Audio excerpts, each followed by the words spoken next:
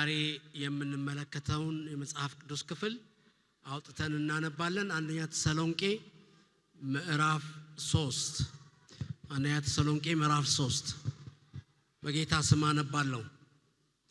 ስለዚህ መታገስ ስላልቻልን ለጊዜው በአቴና ብቻችንን መቅረት መልካም መስሎ ታየን። በእምነታችሁ እንዲያጸናችሁ እንዲያበረታችሁ ወንድማችንን በክርስቶስ ወንጌል ሥራ ከኛ ጋር የእግዚአብሔር አገልጋይ የሆነውን ጢሞቴዎስን ላክንላችሁ። ይኸውም በዚህ ፈተና ማንም እንዳይናወጥ ነው። እኛም ለዚህ ነገር እንደተመደብን እናንተ ራሳችሁ ታውቃላችሁ። በእርግጥ ከእናንተ ጋር በነበርንበት ጊዜ መከራ እንደሚደርስብን በየጊዜው እንነግራችሁ ነበር። እንደምታውቁትም እንዲሁ ደግሞ ሆኗል። ስለዚህ ምንም መታገስ ባልቻልኩ ጊዜ ስለ እምነታችሁ ለማወቅ ላኩ። ይህንንም ያደረግኩት ምናልባት ፈታኙ ፈትኗችሁ ድካማችን ሁሉ ከንቱ ሆኗል ብዬ ስለፈራሁ ነው። አሁን ግን ጢሞቴዎስ ከእናንተ ዘንድ ወደኛ መጥቶ ስለ እምነታችሁና ስለ ፍቅራችሁ መልካም ዜና አሰምቶናል። ደግሞም እኛን ሁል ጊዜ በመልካም እንደምታስታውሱንና እኛ እናንተን ለማየት የምንናፍቃችሁን ያህል እናንተም እኛን ለማየት እንደምትናፍቁ ነግሮናል። ስለዚህ ወንድሞች ሆይ በጭንቀታችንና በመከራችን ሁሉ በእምነታችሁ ምክንያት በእናንተ ተጽናናን። በጌታ ጸንታችሁ ስለቆማችሁ በእርግጥ አሁን በሕይወት እንኖራለን። በእናንተ ምክንያት በአምላካችን ፊት ስላገኘነው ደስታ ሁሉ ለእግዚአብሔር ምን ያህል ምስጋና ልናቀርብ እንችላለን። እንደገና ልናያችሁና በእምነታችሁ የጎደለውን ለማሟላት ሌሊትና ቀን እጅግ ተግተን እንጸልያለን። አሁንም ራሱ አምላካችንና አባታችን ጌታችንም ኢየሱስ ክርስቶስ ወደ እናንተ እንድንመጣ መንገዳችንን ያቅናልን። እኛ ለእናንተ ፍቅር እንዳለን ሁሉ እርስ በርሳችሁ ያላችሁን ፍቅርና ለሌሎችም ያላችሁን ፍቅር ጌታ ያብዛላችሁ ያትረፍርፍላችሁም። ጌታችን ኢየሱስ ክርስቶስ ከቅዱሳኑ ሁሉ ጋር በሚመጣበት ጊዜ በአምላካችንና በአባታችን ፊት ነቀፋ የሌለባችሁና ቅዱሳን ሆናችሁ እንድትገኙ ልባችሁን ያጽና። እግዚአብሔር የተመሰገነ ይሁን። ፓስተር ስለጸለየ ወደ ጸሎት አልሄድም። ይሄ የተሰሎንቄን መጽሐፍ መማር ጀምረን ነበር እና ምዕራፍ 1 እና ምዕራፍ 2ን ተምረናል። ትንሽ ቆይቷል በመሃልና እንግዲህ እንዲህ የዘገየን የጠፋን ስንመለስ እንደ አዲስ እንዳይሆንብን ትንሽ የዚህን ክፍል የዚህን ቤተክርስቲያን ዳራ ትንሽ ማየት እንዳለብን አስባለሁ እና ወደ ሐዋርያት ሥራ ምዕራፍ 17 አንዴ ወስዳቸዋለሁ። የተሰሎንቄ ቤተክርስቲያን እና የዛሬውን መልእክት ዛሬ የምንከፋፈለውን ሐሳብ በዋነኛነት ሊገልጽልን የሚችል ክፍል ስለሆነ ማለት ነው። እንደምታስታውሱት ሐዋርያው ጳውሎስ ወደ እስያ ናና እርዳን ተብሎ ከሄደ በኋላ በዚያ ስፍራ በተለያዩ ቦታዎች ወንጌል ከሰበከ በኋላ ወደ ፊልጵስዩስ እንደመጣ ምዕራፍ 16 የሐዋርያት ሥራ ይነግረናል። በፊልጵስዩስ ቤተክርስቲያን እንድትመሰረት ምክንያት የሆነች ሊዲያ የምትባል የእግዚአብሔር ሴት ነበረች እና በሷ ቤት ሆኖ በጣም ብዙ አገልግሎቶች እንዳገለገለ የፊልጵስዩስን ቤተክርስቲያንም እንደተከለ እንመለከታለን። ምዕራፍ 16 ላይ ግን ያኔ የነበረው ሁኔታ በጣም በትልቅ መከራ ነው ያለቀው እዛ የነበረው አገልግሎቱ እና እንደታሰሩ ሲላስና ጳውሎስ እስር ቤት እንደተጣሉ በግንድ እንደተጠረቁ በትልቅ መከራ ውስጥ እንደነበሩ ምዕራፍ 16 ይነግረናል። ወደ ምዕራፉ መጨረሻ ስትመጡ ሌሊት ላይ እኩለ ሌሊት ላይ ሲላስና ጳውሎስ መዘመር ጀመሩ፣ እግዚአብሔርን ማመስገን ጀመሩ። እግዚአብሔርም ደግሞ ሰማ፣ ጩኸታቸውን ሰማ፣ ዝማሬያቸውን ሰማ። ትልቅ ተአምራት ሆነ። መሬት ተናወጠች፣ እስሮች ሁሉ ተፈቱ፣ የወይኒ ቤቱ መሰረት ተናወጠ፣ ብዙ ነገር ሆነ። ከዚያም አስወጧቸው ከእስር ቤት። እንደምታውቁት ምዕራፍ 16 ያንን ነው የሚነግረን።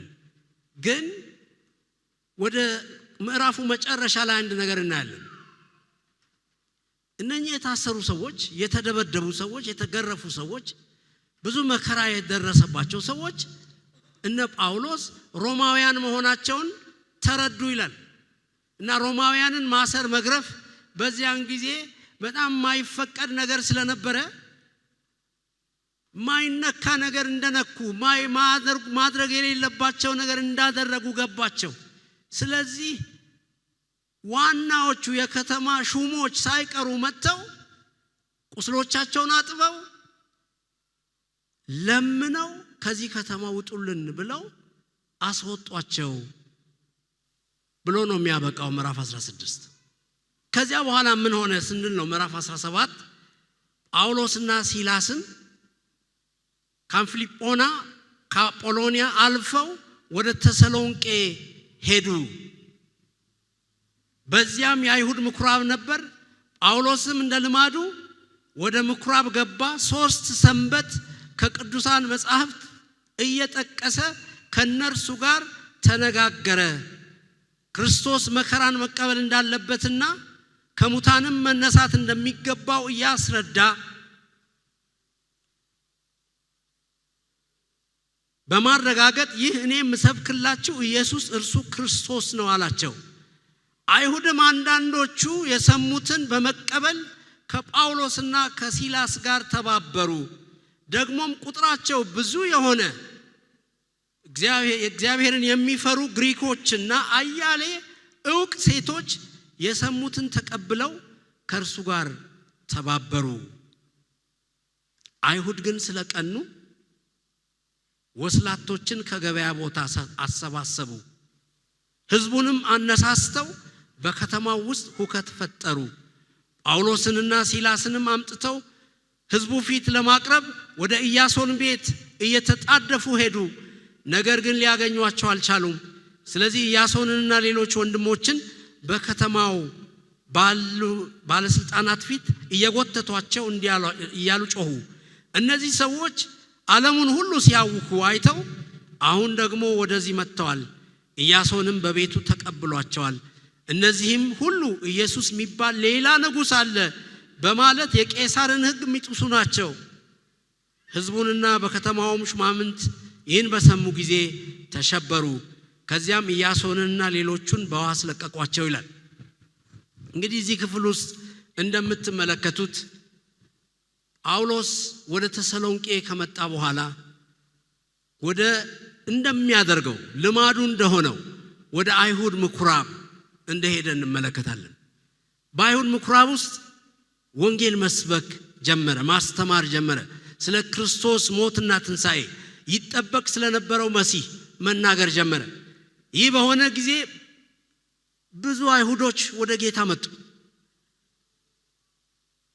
ብዙ የግሪክ ሰዎች ወደ ጌታ መጡ። ዕውቅ የሆኑ አያሌ ሴቶች ወደ ጌታ መጡ ይላል እና በጣም ሰፋ ያለ ማህበረሰብ ወደ ጌታ መጣ። ይሄ በሚሆንበት ሰዓት ላይ ትልቅ ችግር መጣ።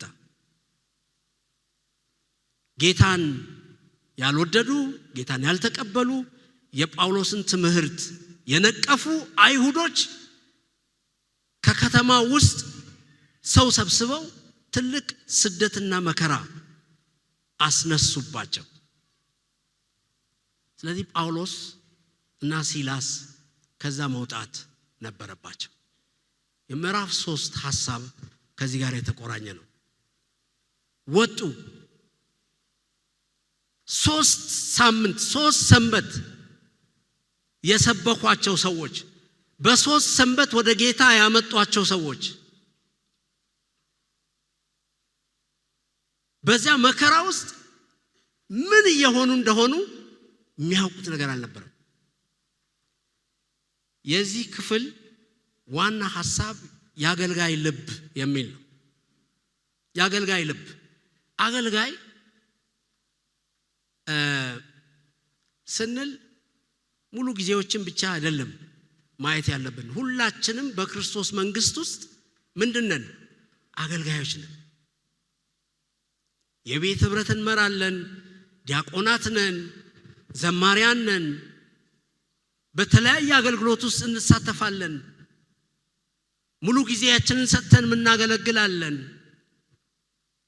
መሪዎች አለን። በተለያየ መንገድ እግዚአብሔርን የምናገለግል የእግዚአብሔር ሕዝብ ነን እና ይሄ ክፍል አገልጋይ ሊኖረው የሚገባው ልብ ምን አይነት ነው ነው የሚለው። ምን አይነት ነው? አንድ የአንደኛ ክፍል ተማሪ የሰንበት ትምህርት ቤት ሊማር ሲገባ አስተማሪው አንድ ጥያቄ አነሳና ጠየቀ። ቅዱስ ማለት ምን ማለት ነው? እና ይሄ ልጅ እጁን አነሳ። ምንድነው ትዝ ያለው? አንዳንድ ቤተክርስቲያናት ስትሄዱ በመስታወት ፊት ለፊት ስዕሎች ተስለው ትራንስፓረንት የሆኑ ምታዩአቸው በመስታወት ነው። መስታወት ላይ ተቀረጹ ስዕሎች ይታያሉ ብዙ ጊዜ። በተለይ ሉተራን ቤተክርስቲያናት ስትሄዱ ብዙ ታያላችሁ እንደዚህ አይነት ነገር፣ ካቶሊክም። እና ያ ነገር ትዝ አለው እና ምን አለ? ቅዱስ ማለት አለ ብርሃንን በውስጡ የሚያሳልፍ ማለት ነው። ቅዱስ ማለት ብርሃንን በውስጡ የሚያሳልፍ ማለት ነው። ይሄ በጣም ከዛ በዛ እድሜ ካለ ልጅ የሚጠበቅም አይደለም መልሱ። ቅዱስ ማለት የእግዚአብሔርን የክርስቶስን ብርሃን በውስጡ የሚያሳልፍ ማለት ነው። የሚነበብ የሚታይ ህይወት ያለው ማለት ነው።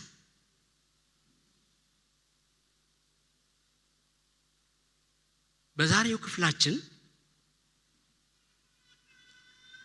ይህ ብርሃን በጳውሎስ ህይወት ውስጥ እንዴት እንዳለፈና እንደሚያኖረው እንደሚያንቀሳቅሰው እንመለከታለን። የእግዚአብሔር ሕዝብ ለእግዚአብሔር ሕዝብና ለእግዚአብሔር ወገኖች ያለውን መጋቢያዊ ፍቅር እና የእንክብካቤ ስሜት በውስጡ እንዴት እንደተፈጠረ ማየት እንችላለን።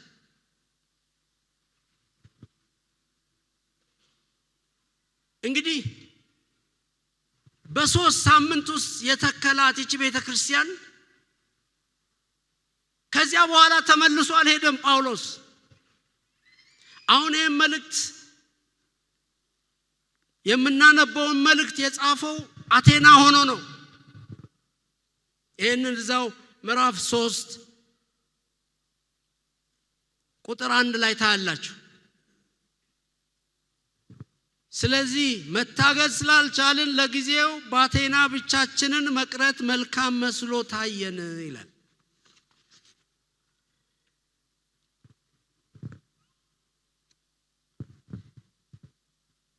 ልጅ መራመድ ከመቻሉ በፊት መቆም አለበት። መቆም መቻል አለበት። ዝም ብሎ ልጅ መቆም ሳይማር አይራመድም።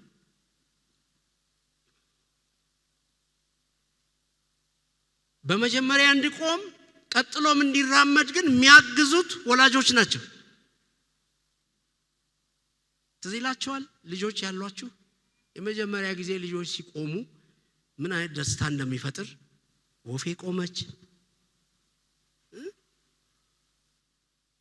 በጣም ኤክሳይቲንግ ነገር ነው። እንዲቆም ከዚያም በርትቶ እንዲቆም ከዚያም መራመድ እንዲችል ወላጆች ትልቅ ጥረት ያደርጋሉ። ጳውሎስ የነኚህ ምዕመናን መንፈሳዊ አባት ነው። በመንፈስ ወልዷቸዋል። ወንጌል አምጥቶላቸዋል። ሰብኮላቸዋል። መከራን ከነርሱ ጋር ተቀብሏል። ለ3 ሳምንት አብሯቸው ኖሯል። ከዚያ በኋላ ግን እነኚህ ሰዎች ይደጉ፣ ይሙቱ፣ ይቀጭጩ፣ ይውፈሩ በምን አይነት መንፈሳዊ የህይወት ደረጃ ውስጥ እንዳሉ አያውቅም።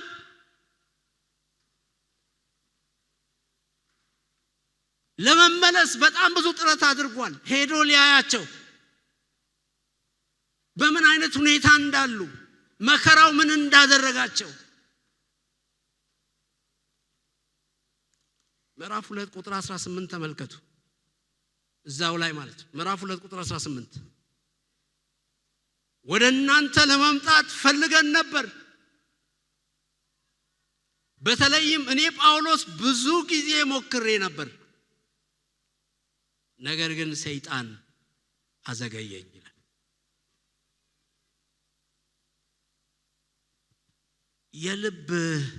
የነሱ ጉዳይ ከልቡ ጠፍቶ አይደለም። ለመመለስ ሊያያቸው፣ ሊያበረታቸው፣ አይዟችሁ ሊላቸው፣ የት እንደደረሱ ሊያያቸው። እንደውም ወደ ታች ስትሄዱ የጎደለውን ለመሙላት ቁጥር 10 ላይ እንደዚያ የሚል ቃል አለ። እስካሁን እየሄዱበት ያለው ሁኔታ ከመንገድ ወጥቷል ወይስ አልወጡም ሚለውን ለማየት ፈልጎ ነበር። በተለይም እኔ ጳውሎስ እጅግ ፈልጌ ነበር፣ ሞክሬ ነበር፣ ግን ሰይጣን አዘገየኝ። አዘጊ መንፈስ በኢየሱስ ስም ይመታ። የእግዚአብሔር ሥራ እንዳይሰራ የሚያዘገይ መንፈስ በኢየሱስ ስም ይመታ። የሐዋርያው ናፍቆት እነሱን ማየት ነው። የሰይጣን ፍላጎት ደግሞ ሌላ ነው። አዘገየኝ። ስለዚህ እነኚህ በመንፈስ ሕፃናት የሆኑ ልጆቹ ፈተናው፣ መከራው አጠወለጋቸው ወይስ እዛው ጸንተው ቆሙ? ይሄን ለማየት ይሄን ለማወቅ ትልቅ ናፍቆት ውስጡ ነበረ። ጳውሎስ በጣም ለየት ያለ መንፈስ ያለው ሰው ነው። በዚህ ክፍል ውስጥ በ3 የተለያዩ ነገሮች ነው ሐሳቡን መግለጽ የፈለገው። የመጀመሪያው አንደኛው ክፍል ለቤተ ክርስቲያኒቱ ጳውሎስ የነበረውን የውስጥ ጥልቅ ጭንቀት ነው የምንመለከተው። የጳውሎስ የውስጡ የልቡ ጥልቅ ጭንቀት ከ1 እስከ 5 ያለው ክፍል ይሄን ነው የሚነግረን። እንደገና አነበዋለሁ። ስለዚህ መታገስ ስላልቻልን ለጊዜው በአቴና ብቻችንን መቅረት መልካም መስሎ ታየን። በእምነታችሁ እንዲያጸናችሁና እንዲያበረታችሁ ወንድማችንንና በክርስቶስ ወንጌል ሥራ ከኛ ጋር የእግዚአብሔር አገልጋይ የሆነውን ጢሞቴዎስን ላክንላችሁ። ይኸውም በዚህ ፈተና ማንም እንዳይናወጥ እኛም ለዚህ ነገር እንደተመደብን እናንተ ራሳችሁ ታውቃላችሁ። በእርግጥ ከእናንተ ጋር በነበርንበት ጊዜ መከራ እንደሚደርስብን በየጊዜው እንነግራችሁ ነበር፣ እንደምታውቁትም እንዲሁ ደግሞ ሆኗል። ስለዚህ ምንም መታገስ ባልቻልኩ ጊዜ ስለ እምነታችሁ ለማወቅ ላኩ። ይህንንም ያደረግኩት ምናልባት ፈታኙ ፈትኗችሁ ድካማችን ሁሉ ከንቱ ሆነዋል ብዬ ስለፈራሁ ነው ይላል። አንድ ሐሳብ ሁለቴ በዚህ ክፍል ውስጥ ይናገራል። ቁጥር 1 ላይ ስለዚህ መታገስ ስላልቻልን ይላል። ቁጥር 5 ስለዚህ ምንም መታገስ ባልቻልኩ ጊዜ ይላል። ከዚህ በላይ ስለነኚህ ሰዎች ዳግም ሳልሰማ ወይም ሳላይ ልቆይ አልችልም። አቃተኝ። እነኚህን ሰዎች እያሰቡ ማዶ ለማዶ መቀመጥ አቃተኝ። መመለስ አልችልም። ግን ደግሞ የነኚህ ሰዎች ህይወት የነኚህ ሰዎች ኑሮ ያሳስበኛል። ወገኖች በእግዚአብሔር መንግስት ውስጥ ምናገለግል ሁላችን የእግዚአብሔር ህዝብ ጉዳይ ያሳስበን። የእግዚአብሔር መንግስት ጉዳይ ያሳስበን። የእግዚአብሔር መንጋ ጉዳይ ያሳስበን።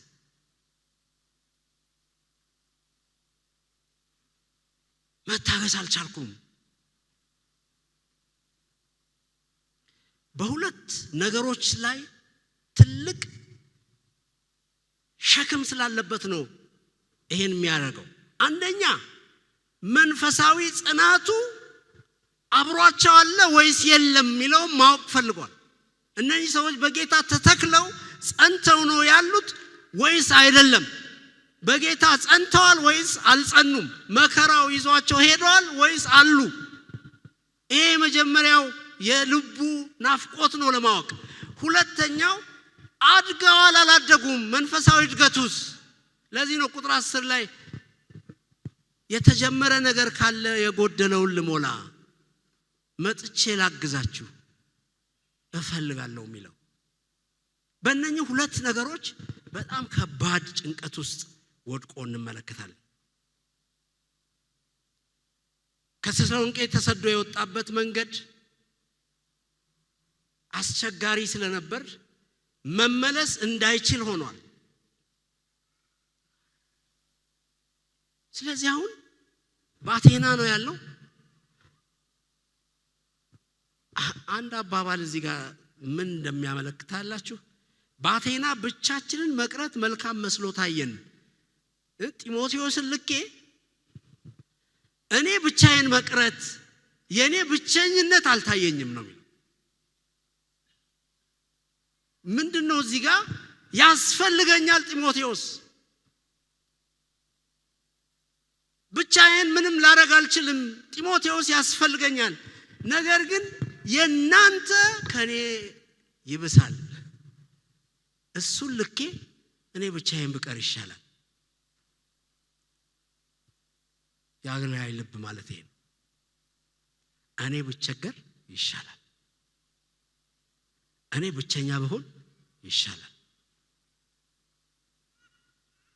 የናንተን ደህንነት መስማቱ ከሁሉ ይበልጣል።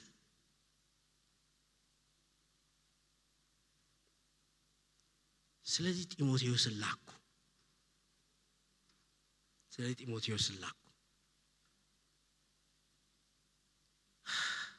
ጢሞቴዎስ ባይኖርስ ታውቃላችሁ? ምን አስባችሁ ታውቃላችሁ? ጢሞቴዎስ ባይኖርስ፣ ጳውሎስ ተተኪ አፍርቶ ባይሆንስ?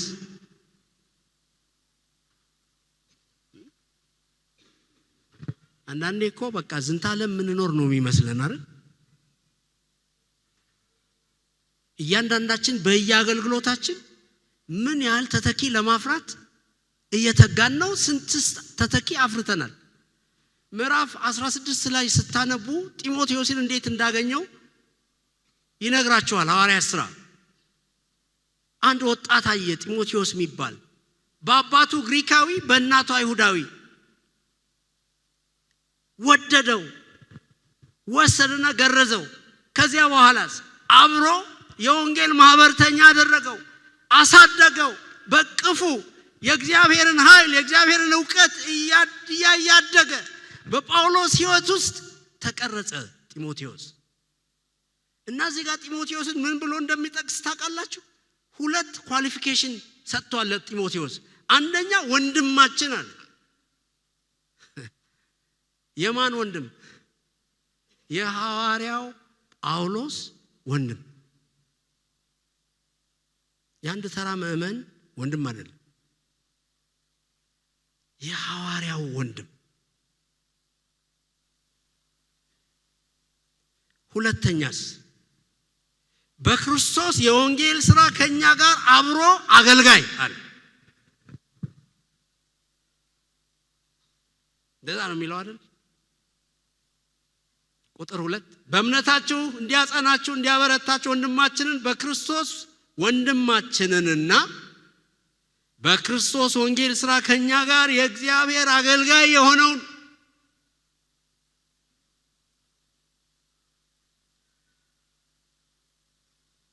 መጨረሻ እኮ የኤፌሶንን ቤተክርስቲያን ለሱ ነው ፓስተር እንዲያደርግ የሰጠው። አሳድጎት በስሩ ኮትኩቶ በስሩ የእግዚአብሔርን ጸጋ ለማምዶ ከስሩ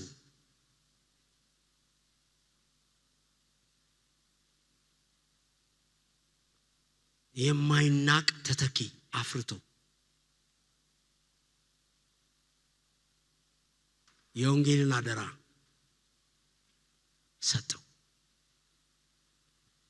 ስለዚህ ይሄ ሰው ነው ወደ ተሰሎንቄ እንዲሄድ የተላከው። ወንድም የተባለው በእግዚአብሔር መንግስት ውስጥ ብርቱ አብሮ ሰራተኛ የተባለው እና ሄዶ ምን እንዲያደርግ ነው የተላከው? ምን እንዲያደርግ ነው የተላከው? ጢሞቴዎስ ሲላክ በኦብጀክቲቭ ነው የተላከው። ግብ ይዞ ነው የተላከው። ሲልከው ዝም ብለ ሄዳ አይተናል አለው። ሲልከው ትልቅ አደራ አሸክሞ ነው የላከው። ምንድነው የተሰጠው አደራ? በእምነታችሁ እንዲያጸናችሁ ከዚያስ እንዲያበረታችሁ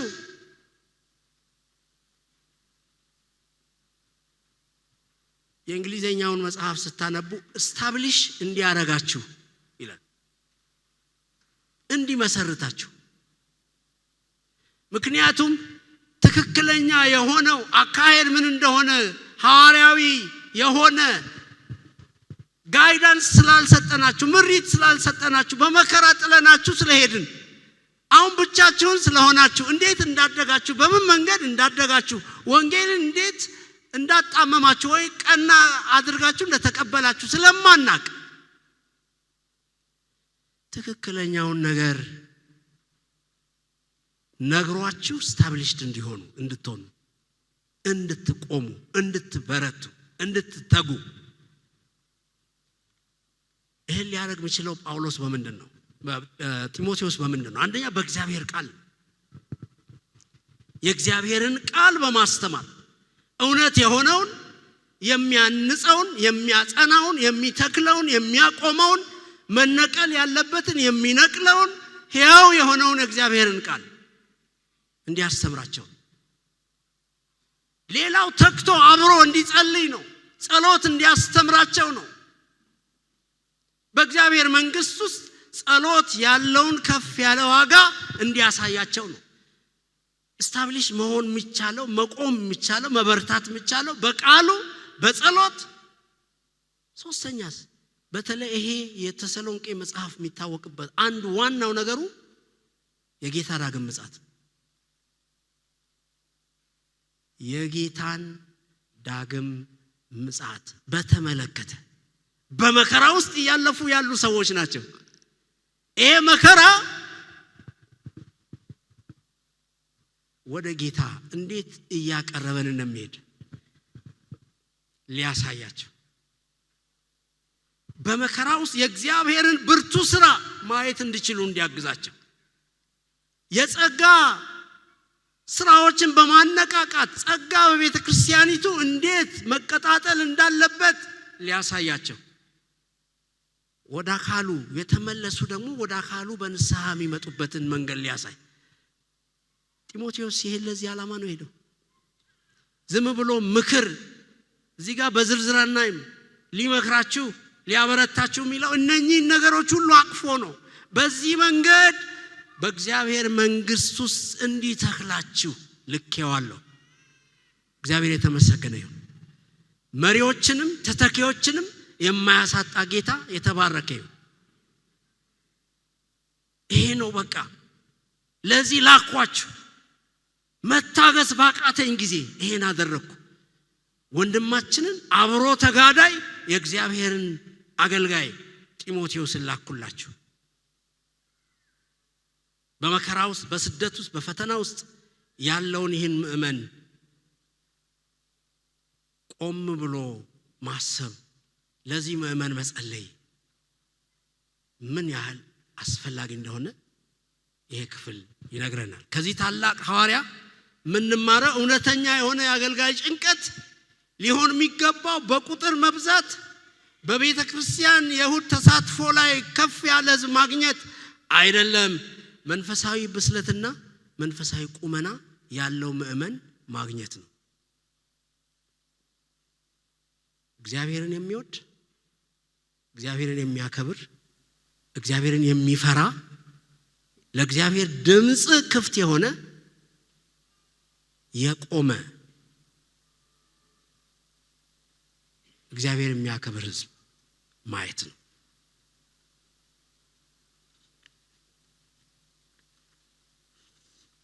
መከራዎች ፈተናዎች ዝገታችንን ያጠራሉ። ኃጢአታችንን ከኛ ያስወግዳሉ። አንዳንዴ እግዚአብሔር እኛን የሚቀድስበት ብቸኛ መንገድ መከራ ይሆናል። እግዚአብሔርን ማንሰማ ስንሆን እግዚአብሔር መከራ ያመጣል።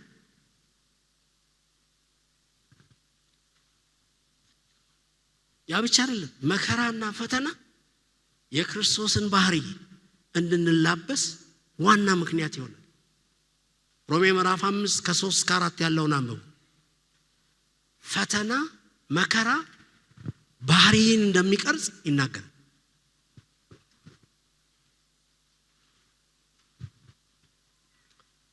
ይሄ ሁሉ ሆኖ በሁለተኛው ክፍል ከቁጥር 6 እስከ ቁጥር 10 ያለውን ስናይ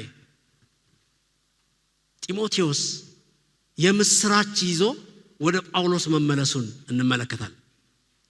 አሁን ግን ጢሞቴዎስ ከናንተ ዘንድ ወደኛ መጥቶ ስለ እምነታችሁና ስለ ፍቅራችሁ መልካም ዜና አሰምቶናል። ደግሞም እኛን ሁሉ ጊዜ በመልካም እንደምታስታውሱን እኛ እናንተን ለማየት የምንናፍቃችሁን ያህል እናንተም እኛን ለማየት እንደምትናፍቁ ነግሮናል። ስለዚህ ወንድሞች ሆይ በጭንቀታችንና በመከራችን ሁሉ በእምነታችሁ ምክንያት በእናንተ ተጽናናን። በጌታ ጸንታችሁ ስለቆማችሁ በእርግጥ አሁን በሕይወት እንኖራለን። በእናንተ ምክንያት በአምላካችን ፊት ስላገኘነው ደስታ ሁሉ ለእግዚአብሔር ምን ያህል ምስጋና ልናቀርብ እንችላለን። እንደገና ልናያችሁና በእምነታችሁ የጎደለውን ለማሟላት ሌሊትና ቀን እጅግ ተግተን እንጸልያለን። የምስራች ይዞ መጣ ጢሞቴዎስ ወደ ጳውሎስ። እንደፈራኸው አይደለም፣ በእግዚአብሔር ቤት ውስጥ ተተክለዋል። እግዚአብሔር በእነርሱ ሕይወት ከብሯል። ትዝ ይላችኋል ምዕራፍ 1 ቁጥር 3 ላይ አንድ ቃል አለ። ይሄም መልእክት ሲጽፍ ሐዋርያው የተናገረው ምዕራፍ 1 ቁጥር 3 ከእምነት የሆነውን ስራችሁን ከፍቅር የመነጨውን ድካማችሁን በጌታችን በኢየሱስ ክርስቶስ ባላችሁ ተስፋ የተገኘውን ጽናታችሁን በአምላካችንና በአባታችን ፊት ዘወትር እናስባለን። እምነት ስራ የሚሰራ እምነት ስራ የሚሰራ እምነት ያላቸው ህዝቦች ያላት ቤተክርስቲያን ደክማ መታፈቅር መወደድ መፈቀር ያለበትን ብቻ ሳይሆን የሌለበትን መታፈቅር በመከራ ውስጥ ስለ ክርስቶስ ያለውን ጽናት የተስፋ ጽናት ይዛ የዘለቀች ቤተክርስቲያን በጣም ደስ የሚል ካራክተር ያላት ቤተክርስቲያን ባህሪ ያላት ቤተክርስቲያን እምነት ተስፋ ፍቅር እነኚህ ያልጎደሉባት ቤተክርስቲያን እንደዚህ ሆነ አገኘኋት አለ ጢሞቴዎስ መጥቶ።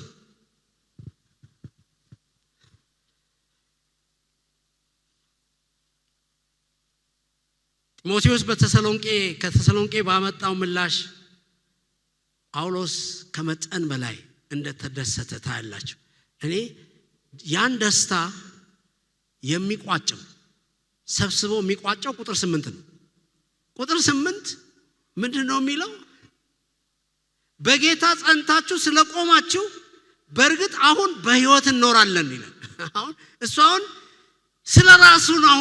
አሁን እኛ የእናንተን ነገር ሰምተናልና በምን አይነት ሁኔታ ውስጥ እንዳላችሁ ገብቶናልና መከራው ቢበዛም አልጠፋችሁምና መከራው ፈታኙ አልጣላችሁምና እግዚአብሔር አጽንቷችኋልና ከዚህ በኋላ በሕይወት እንኖራለን። እግዚአብሔር የተመሰገነ ይሁን። በሕይወት እንኖራለን። የሚያኖር ወንጌል አኑሯችኋልና የሚያሻግር ወንጌል አሻግሯችኋልና የፈታኙ ብርታት አልጣላችሁምና የመከራው ኃይል ጠርጓችሁ አልሄደምና እናንተ ስለቆማችሁ ዛሬ እኔ በሕይወት እኖራለሁ አለ። እግዚአብሔር የተመሰገነ ይሁን። በቃ ይሄ ነው በሌላው መቆም የሚመጣ ደስታ፣ በሌላው ስኬት የሚመጣ ደስታ።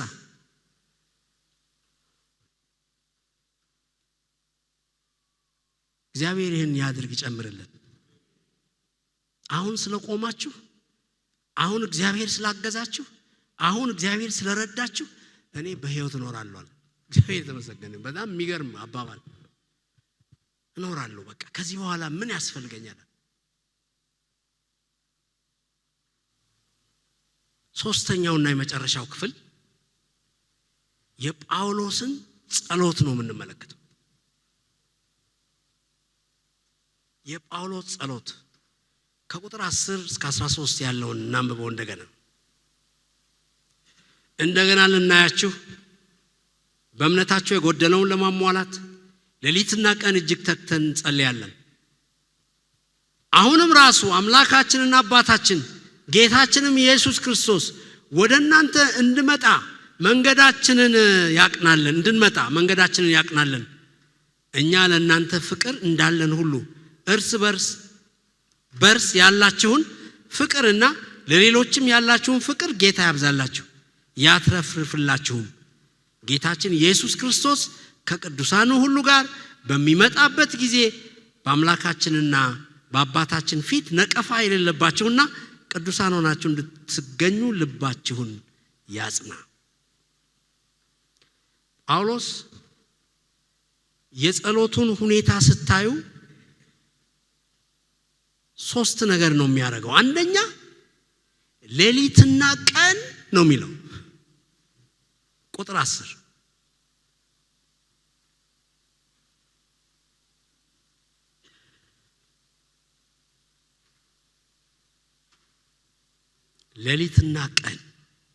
ሌሊትና ቀን መጸለይ ማለት ስለ ተሰሎንቄ ቤተክርስቲያን ሌሊትና ቀን ይጸልያል።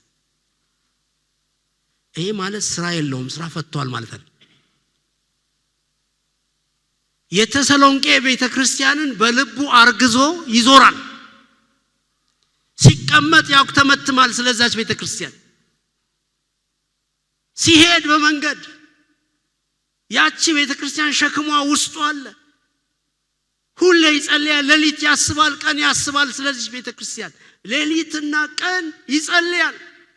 አገልጋይ ትልቁ ጥሪው ለእግዚአብሔር ሕዝብ መጸለይ ነው።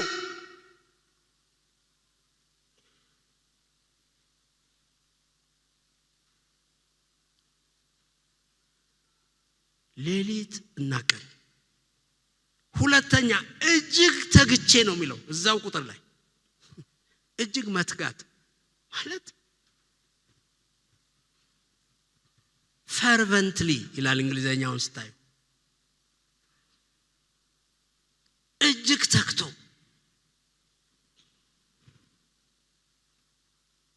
የሚያሳስበው ዋና ጉዳይ ስለሆነ፣ በዚህ ጉዳይ የህይወቱ ዋና ነገር ስለሆነ እጅግ ተግቶ ሌሊትና ቀን። ደግሞስ ስፔሲፊክ ሆኖ ግልጽ አድርጎ መጸለይ በምን ጉዳይ ነው ስለነኚህ ሰዎች መጸለየው ብሎ ሲል መጸለይ ስላለበት ጉዳይ ዘርዝሯል። በዚህ ጉዳይ ነው መጸለየው በግልጽ አራውንድ ዘ ቡሽ ዝም ብዬ አይደለም ምተኩሰው መጸለይ ያለብኝን ነገር አውቃለሁ። ስለምንድነው የሚጸልየው ጳውሎስ?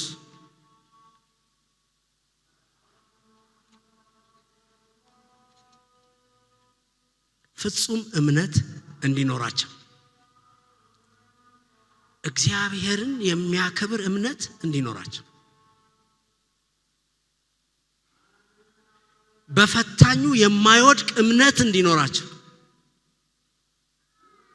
እምነታቸው እንዲያድግ፣ እንዲበለጽግ፣ ከፍ እንዲል።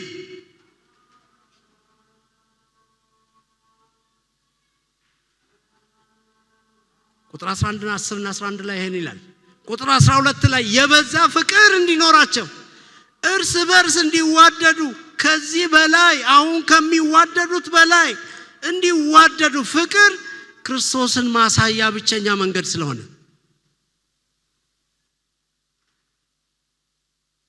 እንዲዋደዱ። ሶስተኛ ያለ ነቀፋ የጌታን ምጽአት እንዲጠብቁ። ቁጥር 13 ላይ ነው የሚለው ያለ ነቀፋ በቅድስና እግዚአብሔርን እንዲጠብቁ፣ ጌታን እንዲጠብቁ፣ የጌታን ዳግም ምጽአት በጉጉት እንዲጠብቁ፣ ያለ ነቀፋ እንዲጠብቁ፣ በንጽህና እንዲጠብቁ፣ በቅድስና እንዲጠብቁ። ይሄንንም ጌታ እንዲያግዛቸው እና የመጨረሻ ምንድነው የሚለው? ዳግም ተመልሼ ላያችሁ ፈልጋለሁ።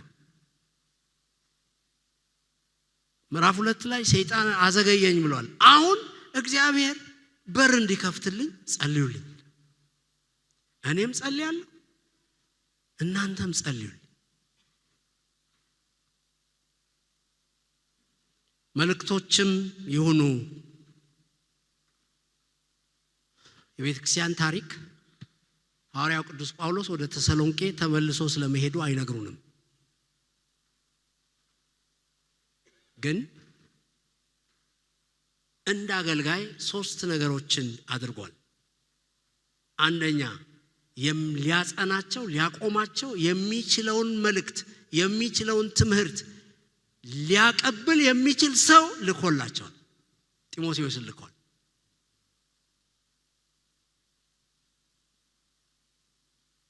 ሁለተኛ 2 እጅግ በጣም አስገራሚ የሆኑ መልእክቶችን ጽፎላቸው፣ አንደኛና ሁለተኛ ተሰሎንቄ።